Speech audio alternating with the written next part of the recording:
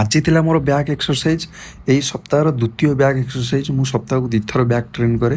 ଆଜିର first back exercise କରିବା close grip ଲ୍ୟାଟ୍ pool down. ପୂର୍ବ ଥରକ ୱାଇଡ୍ ଗ୍ରିପ୍ କରିଥିଲେ, ଏଥର କ୍ଲୋଜ୍ ଗ୍ରିପ୍ ପୁଲ୍ ଡାଉନ୍ କରିବା। ୟାର ଆମେ 3ଟା ସେଟ୍ କରିବା ଆଉ ରେପିଟେସନ୍ ରେଞ୍ଜ ରହିବ 8ରୁ 10। ଟିକେ ହେଭି ୱେଟ୍ ଲିଫ୍ଟ ଆଉ କଣ୍ଟ୍ରୋଲର ସହିତ ଟ୍ରେନ୍ କରିବାକୁ ଟ୍ରାଏ କରିବେ। ସେକେଣ୍ଡ ଏକ୍ସରସାଇଜ୍ ରହିବ ଗୋଟେ ରୋଇଂ ମୁଭମେଣ୍ଟ, ଯେଉଁଟାକି ସିଟେଡ୍ ରୋଇଂ। ୟାର ଆମେ କରିବା 3ଟା ସେଟ୍, ରେପିଟେସନ୍ ରେଞ୍ଜ 8ରୁ 10। ଟିକେ ହେଭି ୱେଟ୍ ଲିଫ୍ଟ କରିବେ ଆଉ ଫର୍ମକୁ ଠିକ୍ ରଖିବେ। ଇଗୋ ଲିଫ୍ଟିଂ କରିବେନି, କିନ୍ତୁ ହେଭି ୱେଟ୍ ଲିଫ୍ଟ କରିବେ। ତାପରେ ଥାର୍ଡ଼ ଏକ୍ସରସାଇଜ୍ କରିବା ଆମେ ଡମ୍ବଲ ରୋଇଂ, ଯେଉଁଟାକୁ ମୁଁ ବେଞ୍ଚ ସପୋର୍ଟରେ କରୁଛି। ଏଇଟା ବହୁତ ଭଲ ଏକ୍ସରସାଇଜ୍ ଅପର ବ୍ୟାକ୍ ପାଇଁ। ତ ୟାର ଆମେ କରିବା 3ଟା ସେଟ୍, ରେପିଟେସନ୍ ରେଞ୍ଜ 8ରୁ 10। ଫୋର୍ଥ ଏକ୍ସରସାଇଜ୍ କରିବା ଆମେ ଟ୍ରାପ୍ ପାଇଁ। यार 3टा सेट, रेपिटेशन रेंज 8ରୁ 10। हेवी वेट्रे परफॉर्म करेंगे, जो थे 8-10टा रेपिटेशन बाहरी पड़ता परफेक्टली। एबे आम करिया बाइसेप एक्सरसाइज, जो थे करिया barbell curl slow and control. Repetition range रहा 8ରୁ 10, 3टा सेट।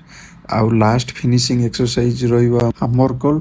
आपको सिंगल आर्म रे भी करि परिबे किंबा डबल आर्म रे अल्टरनेट करके भी करि परिबे। हेवी वेट जिबे, जो थे 8-10टा रेपिटेशन बाहरी पड़ता। यार आम करिया 3टा सेट। ये एक्सरसाइज निश्चित फॉलो करंतु, देखिए भल रिजल्ट मिलिबो। रहिली, जय जगन्नाथ।